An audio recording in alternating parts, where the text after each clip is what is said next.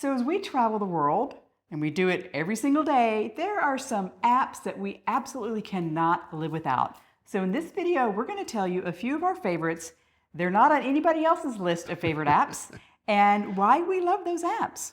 Yeah, and these are our go-to, must-have apps for full-time travelers.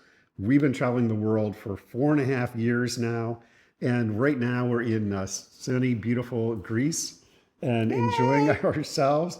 And these are tried and true apps that we've used all over the place, and we want to share those with you. And some of these are not the way you might use them. You might traditionally say, "Oh, I know how to use that. I use that in the U.S."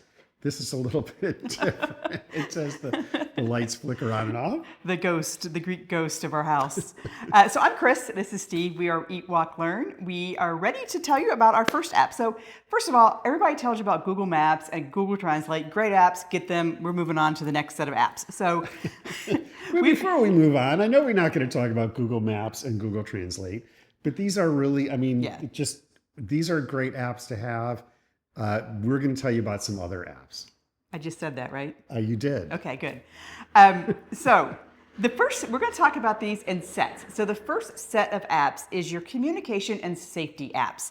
Now, a lot of people know about WhatsApp, and you may use that in the US. If you don't use it in the US, you need to start using it, practice there, get warmed up with it, because it is the app that people use around the world. You want to give an example of how you've used it? Yeah, a perfect example is I was in Aruba. We were in Aruba, and I needed some medication. Went to the pharmacist. They said, "I'm sorry, you have to have a prescription." Again, kind of little language issues might be going on, but they got me in contact with a doctor. They gave me the doctor's WhatsApp number. Yeah. I connected directly with the doctor. He answered his WhatsApp. We had a video call. The doctor went through my symptoms, talked about my history, was able to communicate directly with the pharmacist, and my prescription was refilled in about 15 minutes. So great for WhatsApp, a great tool to communicate. Yeah, and another thing, and another doctor story, but it was a vet. It was midnight on a Saturday night in Mexico. We had a vet emergency with some dogs that we were house sitting, and we were able to get a hold of a vet at midnight on Saturday on his WhatsApp. He answered the phone and he guided us through what we need to do to take care of these dogs. WhatsApp is used around the world, and there's also a feature in WhatsApp that's called the locator feature. You can go into WhatsApp, click on locator. It will show where you are, and you can share that to someone else.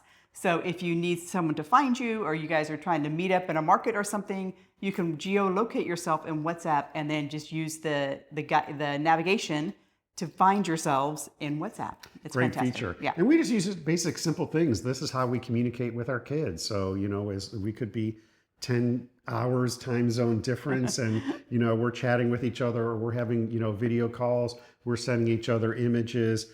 It's just a great tool to use, and should be number one in your list of apps when you travel. And practice, practice, practice. If you're in the US, you haven't left, practice using WhatsApp with your current family so they get used to using it too, so that when you're abroad and you want to talk to them, it's not, "How do I use this thing?" And you're not talking to an ear. You're not looking at an ear as you're talking. So practice, practice, practice. Okay, number two. The second app we want to talk about is Google Lens as another communication and safety device. Now, Google Lens is it's an app that's already comes on your phone, usually, especially if you're a Google user or a Samsung user. And you turn on, and a lot of times people use it for like QR codes, but we use it for menus. This is a great way to really cater to your food needs. So I eat vegan, so when I go to a restaurant, I'm looking at a menu, I open up Google Lens, and it will translate everything on the menu to help me find that vegan item. Yeah, I just used it yesterday. I was in the grocery store. I was looking for cumin. I've made this mistake before, getting cinnamon by instead of red pepper. Instead of cumin or red pepper. Anyways, you just point it at it, and you can see what that translation is. And it's my go-to app when I'm in a foreign grocery store. Now, our third app in the communication and safety, this is a real safety issue. So, Steve. Yes. You're in the US and you have a fire in your house. What do you do? I I scream and yell. And I grab the baby and run out. Well, but you also call 911, Oh, right? I probably should call 911. So 911. So we all know 911. Okay, great. You're in England. Same thing. Whose baby is that? I know. Whose baby is it? Who do you call? In England, I don't know. Especially you get a cell phone. Yeah. Yeah. And Right. if it's 911, does the cell phone provider and your eSIM, does it actually call 911? Like, how do you know? And same thing in Greece. So we actually ran into this problem. We didn't know how to call emergency, and we're like, oh my God, like we are really dead in the water here, not knowing how to do this. So there's several apps out there. The app that we recommend is called emergency, and you open it up and it automatically geolocates you and tells you who you need to call for fire, for ambulance, for safety, for police, whatever. And you can actually call from in that app. So this has been literally a lifesaver and is our go-to app. And we always have it. Matter of fact, when we land, we'll look at it just to make sure it's working and it's activated and so on. So if we're in an emergency, we know how to use it. So make sure you've installed eMergency. Get used to how to use it, because when you're in an emergency, you don't want to have to learn, you want to have to do. Yeah. And let me add a safety one, but this is in our next category. Yeah. And it's the category of transportation. And travel. Transportation, travel. Yeah. And that is Uber. And you say, wait a second, how is Uber a transportation and a safety feature? Well, for one thing, you could use Uber because you know how much you're going to pay for a ride when you use Uber versus trying to negotiate with taxis. I'm just always very suspicious of taxi drivers. But Uber knows where you are, and you can look in your app and you can see where you are and where you're going while you're driving. This came up when we were in Saudi Arabia, and we were in a tiny town, and we were kind of on a ride from a driver. On a camel goose chase. Who spoke absolutely no English. No. We spoke no Arabic. We didn't speak any Arabic, except Habibi, which can kind of get you in trouble in Arab-speaking countries. So we were using Uber, and our Uber driver was very pleasant, but we were making sure that, hey, are we going where we said we were going? Especially since there was a time period where we were not going where we were thought, and then as soon as we started heading back to our location, we realized that, our driver just wanted to show us something. Yeah. He's actually being very nice. But Uber is, I think for safety purposes, is a great app to have. And also, while you're in the car and you're watching yourself on Uber, there is an emergency button in Uber in case things go wrong. You can click the emergency button and get help and let the Uber people know that things are going wrong. Uber is not the only car sharing app around the world. There's Bolt, there's Didi, there's FreeNow. All of them work very similarly. We prefer Uber. It's just a little bit better than some of the other apps, but in some countries you need to use the other apps just because Uber's not available. But regardless, do anything you can to avoid getting into a taxi. Try to make sure that you're using a car sharing app to kind of cover you while you're in that taxi. Even some of the taxis, like in Dublin is a perfect example. They don't have Uber in Dublin. They have FreeNow or Uber, either one, but it taps into the taxi market. So it's actually a taxi you're hailing through Uber or FreeNow. It's not actually the taxi. So anyway, make sure where you can to use a car sharing app to cover yourself when you're in a taxi. Okay, the next travel and transportation is Booking, the Booking app. So Booking.com, we're big fans of the Booking app, or Booking.com, but also the mobile app. Why do we like the mobile app so much? Why do I like the mobile app? Remember, you can get discounts, mobile discounts, mobile-only discounts in the Booking.com app. Oh, right. I forgot about that. Yeah. And, a lot of people, say, well, a book is just a way to get a hotel. A couple things. One is that we're not using Airbnb as much as we used to. We just find that the rewards, there is no reward system, and it's just customer service is sometimes not so great. Booking a lot of times has the same properties that's on Airbnb, plus there's going to be a lot more. So there's going to be a lot more hotel options for you. And also there are other people that say, well, you know what, I'm a Hilton person. I always stay in a Hilton. we're going to a lot of properties, a lot of cities where there aren't the name brand hotels. Just recently, I booked a 10-night trip. We were hiking in the southwest corner of Portugal. There are no Marriotts, and there are no Hiltons there. So booking was a lifesaver. It really enabled me to get all of our accommodations at a great price, communicating with the hoteliers, and having that secure reservation. Yeah.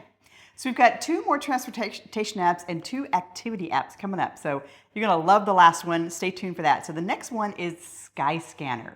Now, Skyscanner and Google Flights work very similarly. Either one is fine. Skyscanner, he likes Skyscanner. I like Google Flights. But the purpose of these apps, how we use them in 2 ways. One is to kind of track flights, but the other is we use it to help figure out the best price and the best way to get somewhere. I used this when we were going to Kuala Lumpur in Malaysia. We were in Europe, and flights from Europe to Kuala Lumpur are pretty expensive. And I reverse engineered this. I said, well, where can you get to from Kuala Lumpur, a direct flight? And you go into Skyscanner and you say direct flight from Kuala Lumpur to anywhere, and it sorts it by country.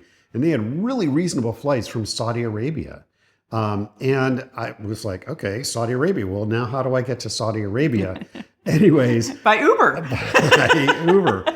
It's, it takes a little bit of work, but if you want to save hundreds or thousands of dollars on your air flights, it takes a little bit of extra research and a little bit of extra work. And Skyscanner is a great app in order to help you learn what are these routes that you can save money on. Yeah, understanding the routes is real key to hacking the routes.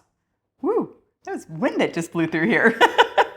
Okay, the last transportation app that we're going to talk about, we don't use this very often, but when we use it, boy, do we need it. It's called What 3 Words? And I want to give a shout out to Georgiana and Tom from 2 Travelers. They turned this app onto us a while ago. What 3 Words is a locator app. And if you download it, you put it on your phone, and you go into it, and it'll tell you where you are. And it tells you where you are by 3 words, like Steve.Miami. Pineapple. And the words don't make any sense at all, but those 3 words together gelocate you into a 6 square foot spot anywhere in the world. Now, why would you say, well, I use Google Maps all the time. Google Maps gets me at places everywhere. But here in Greece, holy cow, has this been helpful. We're on an island on Poros, and basically Poros is just one big building with a billion different doors that thousands of people have lived here over time, and the addresses just don't make sense. Yeah, they just don't have traditional addresses like you're used to in other countries, in other places. It's a small town, and the way you get around is, the greenhouse 3 doors past the church. Right. Or next to the olive tree where the cat sits. So you can gelocate your house. This was like clarify.hairstyle.mule or something. I don't remember. Anyway, it took us right to this house. So it's not a popular app. It is becoming much more popular and great in places, especially where Google Maps just can't get that granular on where you are. Okay, our last 2 apps are our most fun apps, and we rely on these all the time because we've gotten to where we know when we get into a town kind of what the tourism is going to be, what the tours are going to be, what the things are to do. We want to do something a little bit off kilter, a little bit on our own style, and do it your own way. So the first app we really, really like is the UNESCO World Heritage app. This is fantastic. You download it, you go into it, you put your country in, and it will tell you all the UNESCO World Heritage sites that are in that country. Yeah, and this is something that I really enjoy because that's my goal for traveling is I want to find the unique places that are really special, whether they're natural wonders or possibly, man-made wonders like, the Great Pyramids. These are the things that really excite me about visiting different countries, and the UNESCO World Heritage Site app make sure that I don't miss some amazing sites. Yeah, so we actually used this. Some friends of ours had gotten a car in Var, which is an island, one of the Croatian islands, and we used it to discover Stari Grad. What the heck's a Stari Grad? It's a UNESCO World Heritage Site. It is the longest continually run intact agricultural site in the world. So it's basically just a bunch of old olive trees. But to think about all the farmers and all the agriculture that happened with that one set of trees was really kind of fantastic, actually. And then there were some old ruins around too. But it was a really interesting way to enjoy a place that the UNESCO World Heritage app turned us onto. Absolutely. And then the last app, it is my favorite. You hear me talk about this all the time. It is a free app. It's called GPS My City. Now, you can pay for the premium, which is, I don't know, 10 or 15 bucks a year. This is 100% worth it. The premium gives you navigation, and the navigation within the app is much better than GPS's navigation, or Google's GPS navigation. But what is GPS My City? What is it? It's an app. It's basically a walking tour. It's essentially it's your free walking tour on an app on your phone that guides you through a city and takes you to all of the important sites. And sometimes some cities might have 3 or 4 different walks that you can go on. Maybe an architectural walk or an art walk or a history walk. Or food tour. Yeah, and it explains all the different sites that you go along, and it does a great job of really giving you the insight of where you are without having to maybe pay for a tour. And my favorite is that to use this when we're on cruises. Yeah. So we get off a cruise, we get into it. We're in a new city, place that we've never been to before.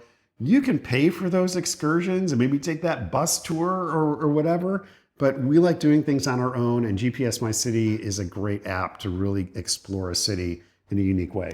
So just a little tip, if you're somebody who likes to do the free walking tour in a town where you have to pay a tip, 10, 15 bucks for a tip or whatever, and we used to do those all the time, but I just got so annoyed having to stand around and wait for the guide to blah, blah, blah, blah, blah her way through, tell some story that isn't maybe historically accurate. I was finally like, you know what, there's got to be a better way. We found GPS My City. We now basically do the same tour. We can do it on our own time. We can do as much research as we want. We can get to a site, and if the information in GPS My City isn't enough, we'll just Google or Wikipedia and to get some more information. And we don't have to pay a tip. We can use that money to go enjoy coffee someplace. So GPS My City, pay the 12 bucks or whatever for the annual fee. It is highly worth it. We love the premium version, and we are big fans of GPS My City. Yeah. All right. Those are our apps. What are the apps that you use? Tell us something different, something a little off kilter, something that most people don't recommend. We want to know about those apps. We don't need to hear about, Google and Google Translate and all the things that everybody else talks about. We want to hear about what you are wondering about. Yeah, maybe you've used the same apps that we have recommended, but you've used them in a unique way, in a way that we didn't talk about. Let us know about that too. Totally. Yeah. And hopefully next week we'll continue our Nomad Life series and finish up with insurance. It is insurance season. Everybody's looking at insurance, and we are too, and we will tell you what our selections are hopefully next week. Talk to you soon.